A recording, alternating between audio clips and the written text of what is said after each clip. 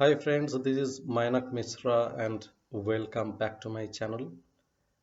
Today I will discuss with you one of the most spiritual, philosophical, soothing and beautiful films of all time.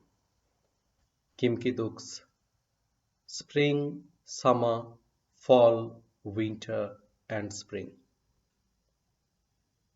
Even though the film is based on multiple Buddhist principles,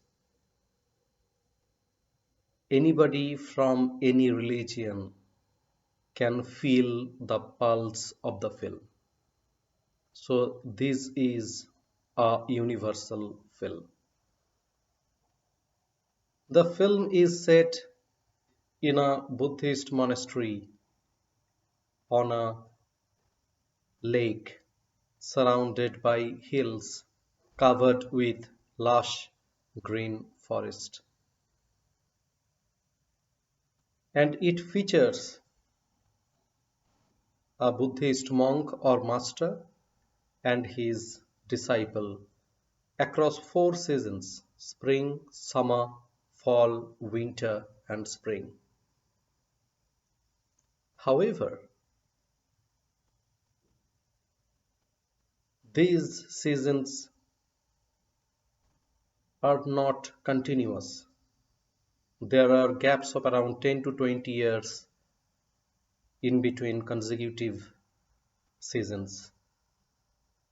So filmmaker Kim Ki-duk portrays cycle of life in the film. Even though the film is based on multiple Buddhist principles, the premises of Buddhism, he does not preach any religion here.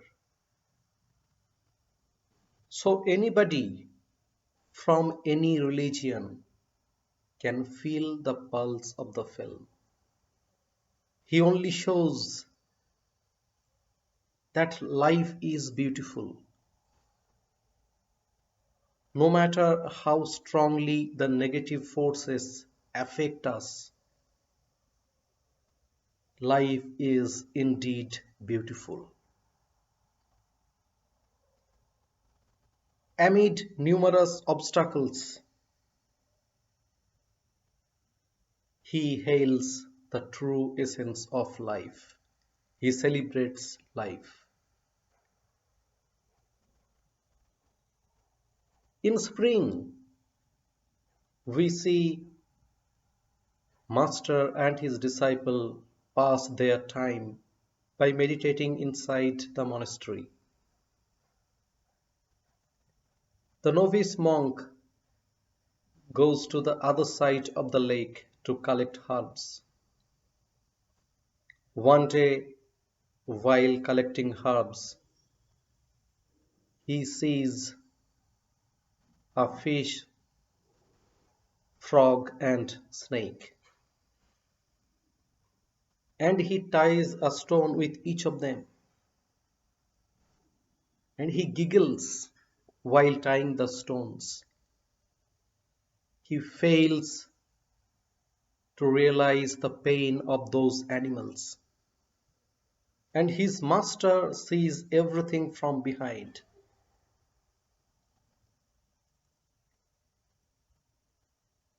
He sees everything. And he ties a stone to him during night. And the following morning, the novice monk realizes his mistake. The master asks him to untie the stones from all the animals. And if any animal has already died, he will have to bear the pain in his heart throughout his life. The novice monk goes there and sees that the fish and snake have already died. He feels tormented and sobs profusely. His master sees everything from behind. He sees his repentance. Now summer comes, the season changes, and the novice monk, the life cycle of novice monk and master changes as well. So the monk is much older and his disciple is in teenage years. The the focus animal is rooster during this phase, which is the symbol of attachment and desire. A woman comes there in that monastery with her daughter, sick daughter, to get her healed. But the novice monk, not novice, the teenage monk, the teenager monk who is in his youth, falls in love with that girl. He takes her to the other side of the lake by an old rowboat and then has sex with her. They engage in sexual activity for quite some time, for a few days continuously, until get caught one night while floating in that boat. They are in that boat and the boat is floating, and Master sees it. Master warns him that lust awakens possessiveness, and possessiveness triggers the idea to kill, to murder. And the girl is no longer welcome there.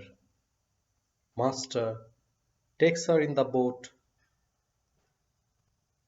crosses the lake by the rowboat, and leaves her in front of the door. There is a giant door while coming to the monastery, means just when the lake starts there. So he leaves her there. But the disciple, the young monk, can't stay without that girl. He takes the Buddha statue and the rooster and leaves the monastery the following night. The season changes again, and now comes fall. This time, the young monk, who is now, as the age has increased 10 years, almost 10 to 15 years, he is in trouble after murdering his wife.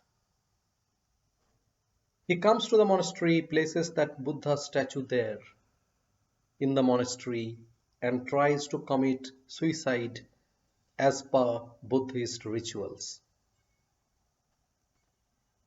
But the master beats him severely, as suicide is a sin as per Buddhism. As per any religion, suicide is a sin. He asks him to carve the Heart Sutra on the wooden floor of the monastery, as it will soothe his anger. The young monk wears the holy garment, shaves his head, and starts carving Heart Sutra on the wooden floor of the monastery. Two detectives arrive there to arrest him, but allow him to continue with his work as per Master's request.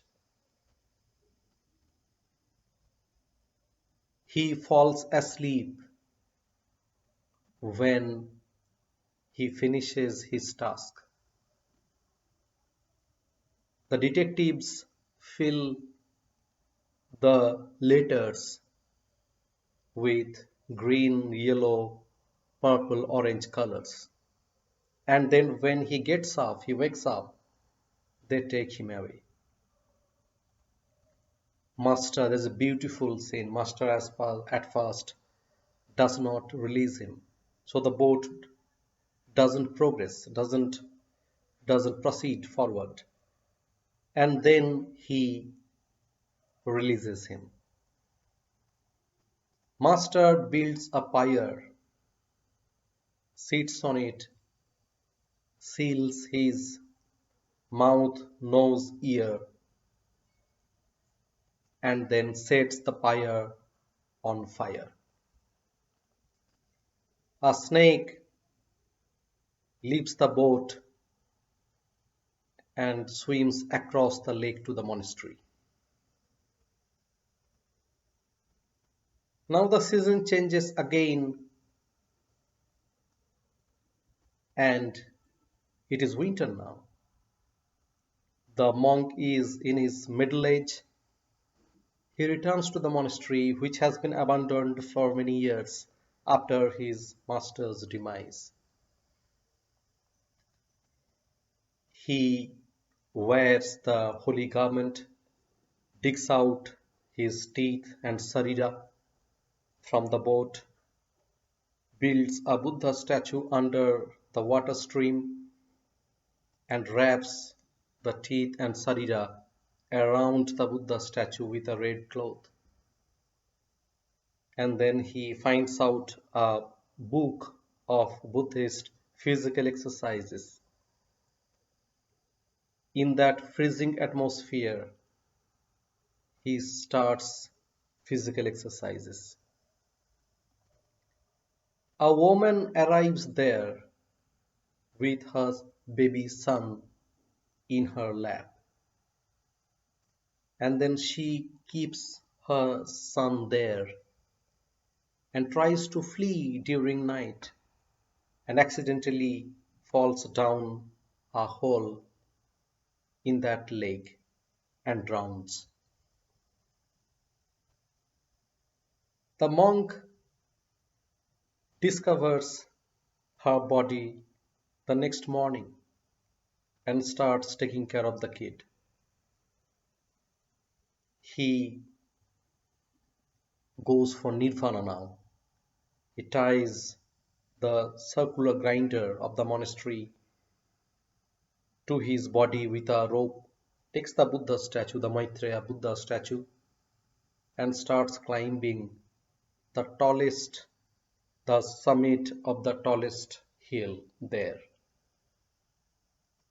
And while climbing up, he reflects on the fish, snake, and the frog whom he tormented earlier. He reaches the summit, places the Buddha statue on the circular grinder, and starts praying looking at the monastery at a bird's eye view from a long distance.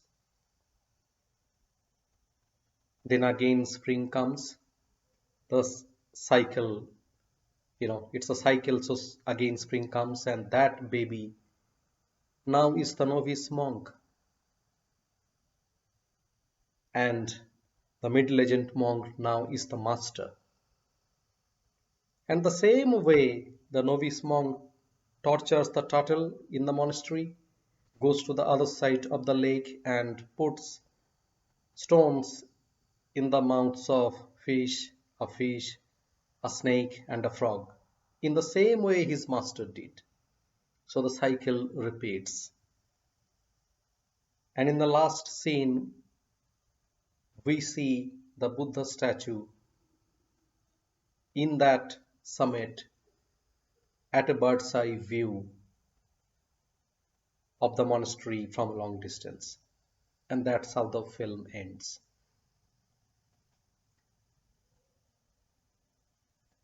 Ki-duk focuses on multiple important topics in the film. The first important topic that he shows is that life is beautiful. He celebrates life.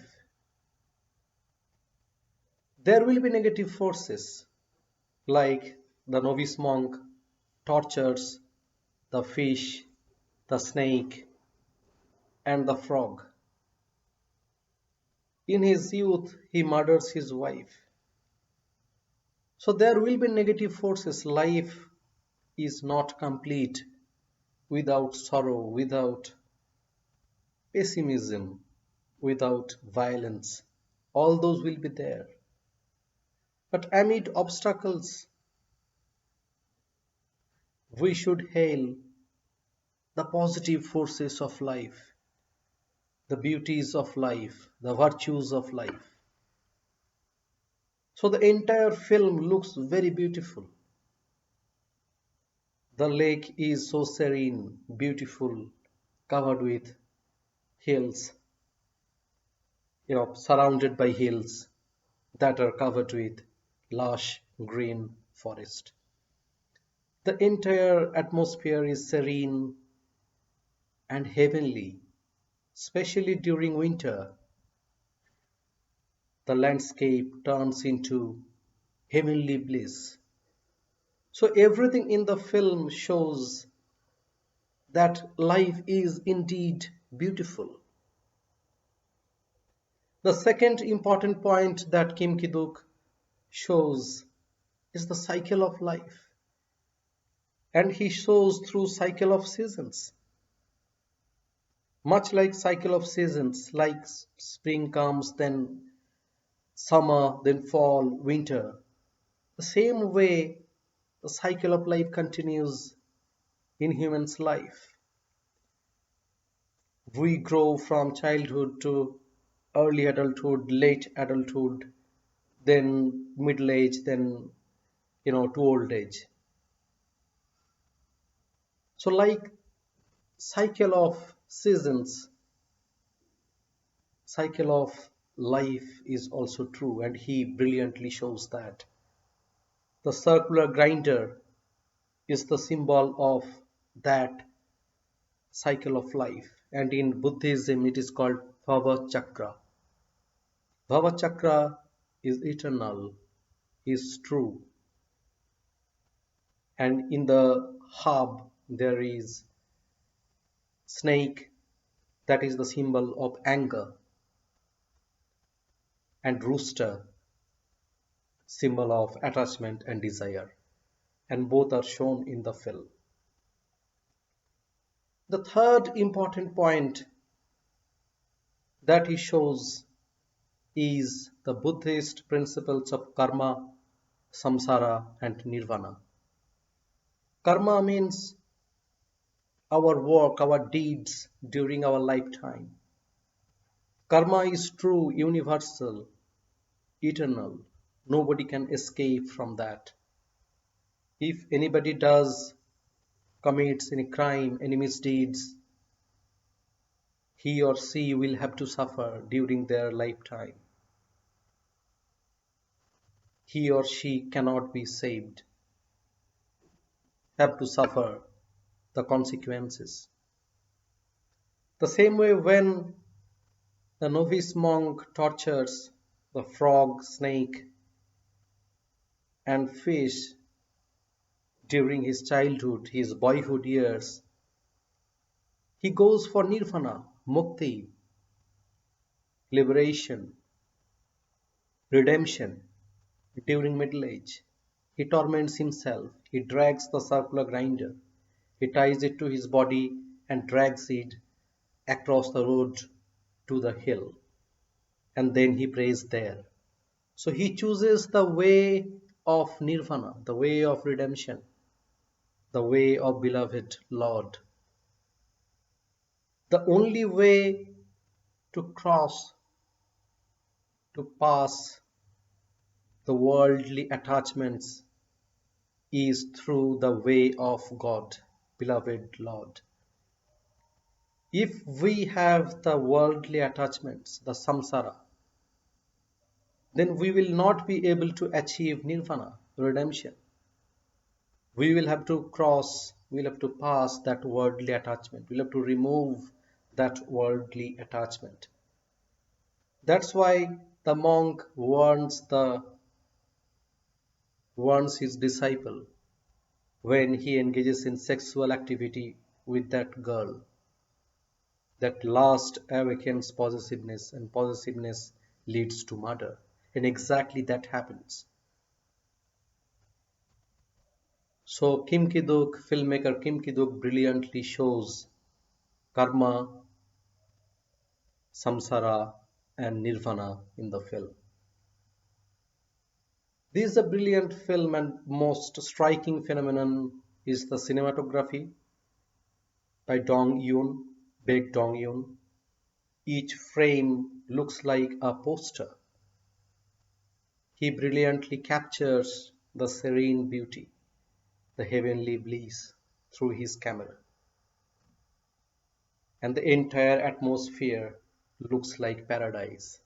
The wintry atmosphere when Kim Ki-duk, who plays the middle-aged monk, practices, does the physical exercises in the wintry atmosphere looks like a pure heavenly bliss.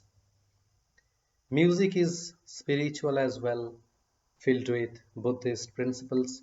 Park Ji-woong's music is totally filled with that Buddhist principles throughout the film.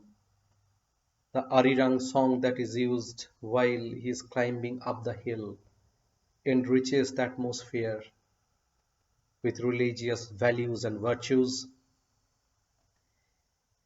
All the actors, including Kim Ki-duk, portray their roles with restraint and calmness as per the theme of the film. Ho Young-soo as the master delivers brilliant performance, even though the dialogues are mostly stripped off the screenplay, but the actors' actions and reactions, their emotions portray everything on the screen. And the set, the floating monastery that is built, in a set on that lake, Jusanji Lake in South Korea, is brilliant set design. People will not be able to, at first realize that this is built on a set. So set design has to be mentioned here. Brilliant set design. That's all for the film. Spring, summer, fall, winter, and spring is a brilliant film. No matter how many times you see this film, it seems to be new every time. Every time you feel enriched, as if you are in between that heavenly bliss. You are experiencing everything. You will, in your imagination, you will visit that monastery and start meditating there.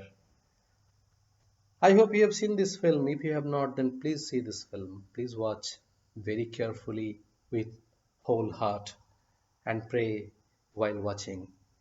Thank you so much for watching this video. Please subscribe to my channel. The request goes again. Press the bell icon so that you do not miss regular updates. And thank you so much for watching this video. Bye.